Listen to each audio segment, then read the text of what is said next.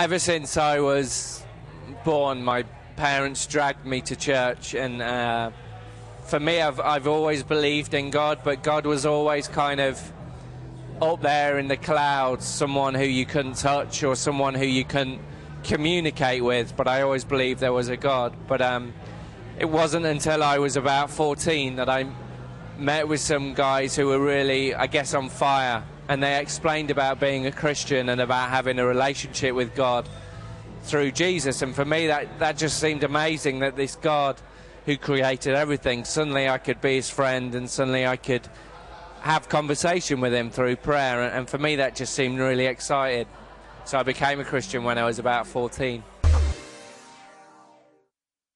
It's difficult being away from my family, but I think it's more difficult for them because I'm away and I'm normally busy, so you really don't get time to think about it much. But people, for them, you know, I'm away from home, so I think it's a lot harder. But occasionally my wife and son will travel with me, which is just fantastic. I love that.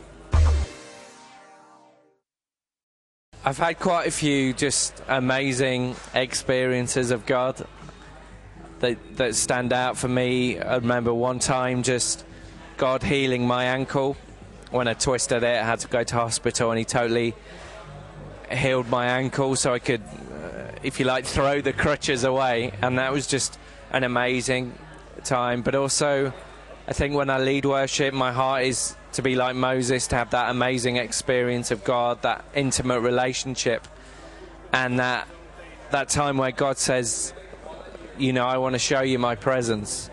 And there's been times in worship that I've caught glimpses of that, and for me, that's just magical, you know, it's just amazing, and that's what I'm hungry for, is more of God in my life and more experiences of God.